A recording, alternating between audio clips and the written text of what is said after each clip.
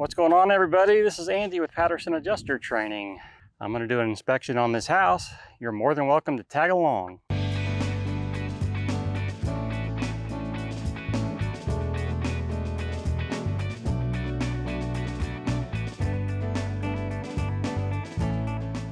What I got with me here is a gutter guard. What it does, it protects the policyholder's gutter from your ladder scratching it. These are brand new gutters, so I want to do my best to keep their gutters from being scratched. The only negative about this thing is you have to carry a stick with you, and it's just something else to carry to the house. So what you'll do is it goes in the gutter,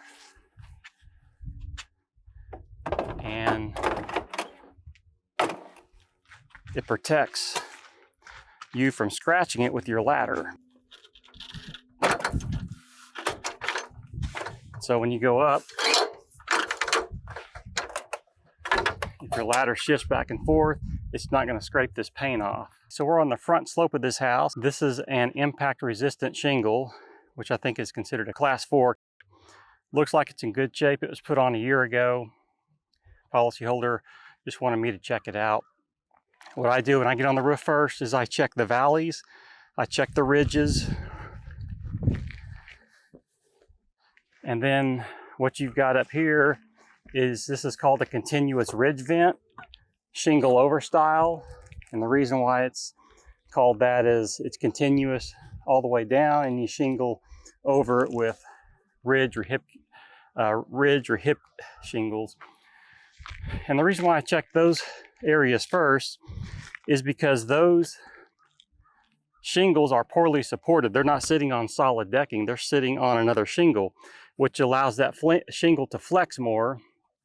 Basically, when a hailstone hits it, it allows more flex in the shingle mat, so it puts the top part in compression, the bottom part in tension, and then it finally just goes beyond its limit and it causes a tear or a bruise. Now, whenever you're looking at slopes, this slope runs underneath this slope. So let's say we were going to replace this slope only, then this valley runs underneath this front slope right here.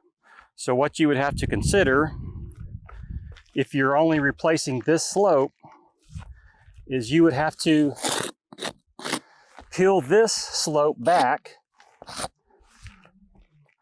2 to 3 feet to properly tie in this valley. So those are some considerations. A lot of times you'll get onto a roof that maybe necessarily isn't total due to hail damage, but due to just the repair process and what they have to do, you may end up totaling that roof simply because of that. So what I do is I just do my inspection. This is going to be my right slope. This is going to be my front slope.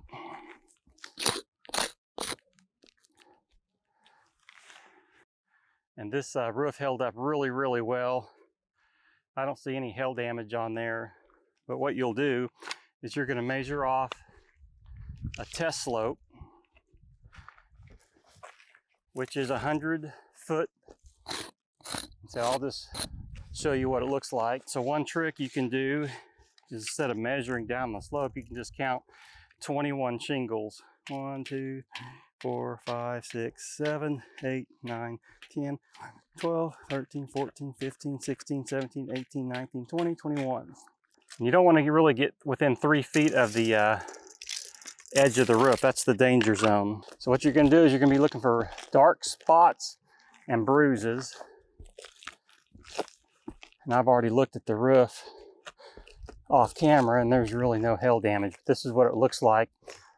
You start at the bottom of your test square and work your way up, because you don't want to be going down the slope because you can't see what's behind you. You want to be looking up slope. And so this one, what I would do is right 0. So that's what that would look like. The main roof is a 612. This flat part is a 312. So if you can imagine hail coming straight down, it's going to have a better impact energy on a flatter roof because it's coming straight down. It's more perpendicular. This slope, hail's coming straight down, it's more of a glancing blow. So this would be a really good slope to do a test square on because it's flatter.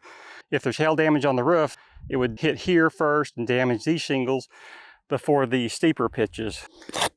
Mark off test square. Now each carrier is different. They may say, if you don't see any hail, you don't have to mark off a test square, or if it's blasted, you don't have to do a test square. Each carrier can be a little different. So you're just looking, starting at the bottom, and you're looking for any dark spots. Sometimes I take my sunglasses off. Sometimes I use my clipboard to provide some shade. So sun's coming here, sometimes I'll shade it. So sometimes having the glasses on helps, sometimes it doesn't.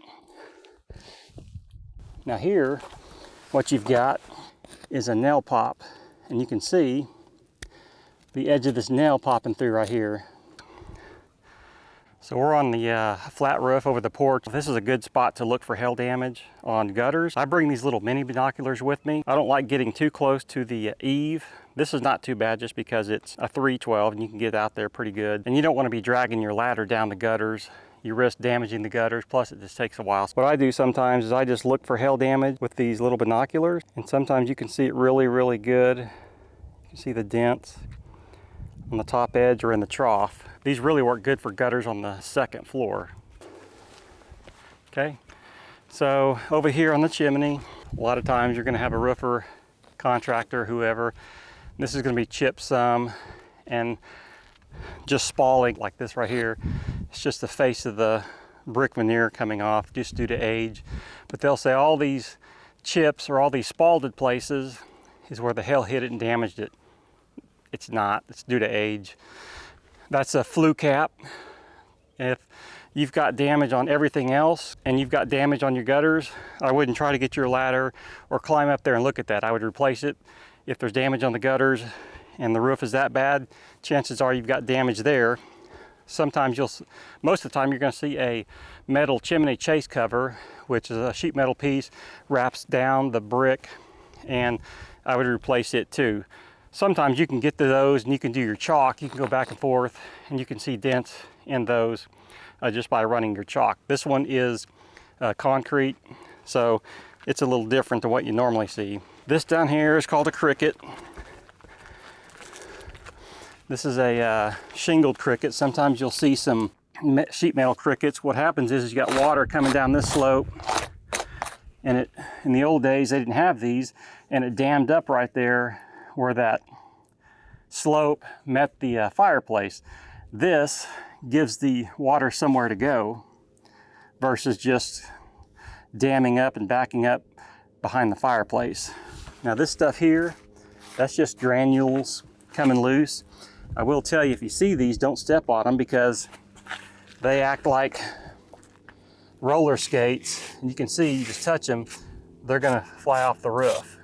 Like I said, this roof is a year old, and so it loses granules over time. That's just what it does. It's not an indication of hail, not an indication of wind. It just sheds over time. And so don't step in these areas where you see all these granules because you could slip real easy. All right, so this is a rain cap. Sometimes you'll see them put on estimates as an exhaust vent, but I would put this on Exactimate as a rain cap because this part comes off. The exhaust vents are all one piece, so it has the apron flashing and the unit itself, it's all just one unit. Now you can see here how gray and dull this cap is. They didn't replace it. They put the roof on in March of last year. So obviously this is old. It's got all this buildup of grime. It's oxidized some. That didn't happen within a year. So the roofers didn't replace this. It's not uncommon for you to go on a roof. They had a total roof replacement 6 years ago and the old vents are still up there. Sometimes it's at the homeowner's request. Sometimes the contractor just wants to save a little money and doesn't replace them.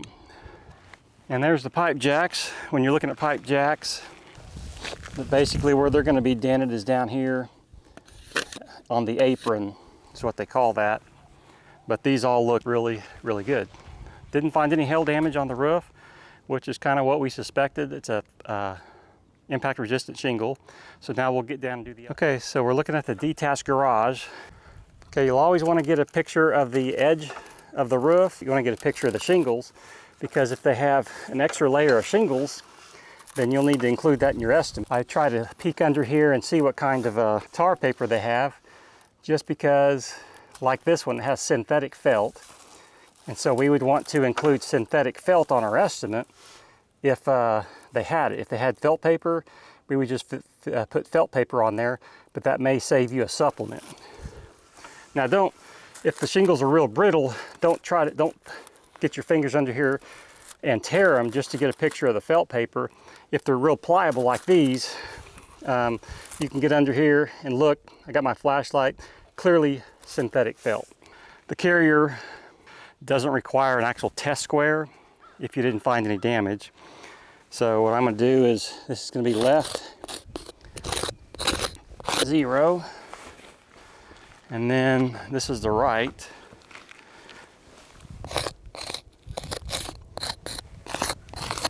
I'm going to take a picture of that. I'm going to take a picture of the field shingles, show good condition.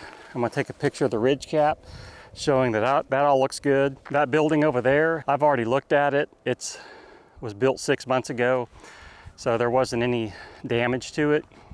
Policyholder put it in after the hailstorm came through, so we're good on that. That would be considered dwelling extension. This is considered dwelling extension. That pool would be considered dwelling extension. That storm shelter is dwelling extension, and then the house is obviously dwelling. So anywho, let's get off the roof, go to the next one. Okay everybody, that's the inspection on the house and the detached garage. So you're probably thinking, dude, you still have the elevations to do. Well, for time's sake, I'm going to do the elevation video next week. Tuesday at 4 o'clock it'll come out. I'm going to do the elevations on the house and the detached garage. This roof had an impact resistant shingle on there. It was replaced a year ago. The guy wanted me to look at it just to make sure there wasn't any hail damage. As you can see, the only hail damage that I found on the roof was to that rain cap, which wasn't replaced. And so just to recap your inspection process, get on the roof. I look at the ridges, valleys, they're poorly supported, look at the soft metals, look at the gutters, and then look at the field shingles. So your property tells a story, and same thing on the detached garage. So thank you for watching. I'll see you in the next video, and we'll go over the elevations.